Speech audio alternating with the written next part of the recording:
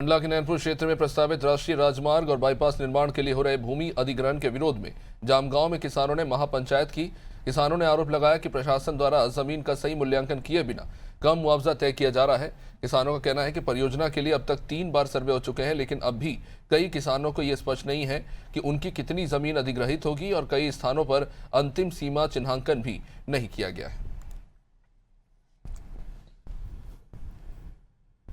और के ले रहे मुआवजा किसी और के नाम पे आ रहा है, तो बहुत सारी ऐसी तकलीफें हैं। और इसी तकलीफ के तहत आज हमने जामगांव में सभी कम से कम 4-6 हल्का चिरे डोंगरी और जामगांव, धतूरा, सांगवा, इधर सब दूर के किसान हमारे बीच में आए हैं। और एसडीएम साहब से हमने बात की थी, लेकिन कोई कैजुअल्टी या ट्रेन एक्सीडेंट होने की वजह से एसडीएम साहब नहीं आ पाए। तहसीलदार साहब हमारे बीच में हैं। हमने अपनी पूरी बातें आपके बीच में रखी है और हमने आपके माध्यम से एक निवेदन किया है। पहले जनसुनवाई में भी ये बात करके आए हैं कि जब तक ये सारे स्टैंडर्ड क्लियर नहीं होते हैं तो तब तक ये मुआवजा की प्रक्रिया की कोई बात ना करें।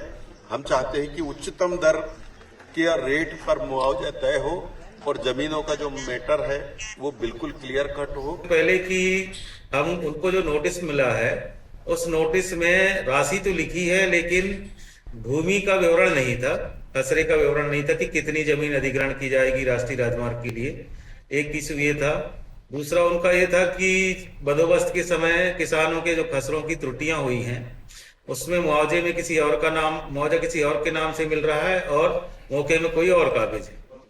तीसरा उनका कहना था कि कुआं, तालाब, जो भी पेड़ वृक्ष लगे हैं उसके किस रेट पे हम लोगों को मुआवजा दिया जाएगा उसका स्पष्ट उल्लेख नहीं है। बस ये 3 उनकी प्रमुख मांगे थी। मैंने मौके में उपस्थित हुआ, मौके में बताया कि पटवारी और आरआई के द्वारा जिनका भी भूमि अधिग्रहण होगा उनका भौतिक सत्यापन मौके में किया जाएगा, उनको मौके में बताया जाएगा और मौके में ये भी बताया जाएगा कि किस किस चीज के लिए आपको कितनी कितनी राशि का मुआवजा मिलेगा, पेड़ के लिए कितना मिलेगा, तालाब के कुआं है तो क्या मिलेगा, वो सारी चीजें अपन ने उनको मौके में बताया।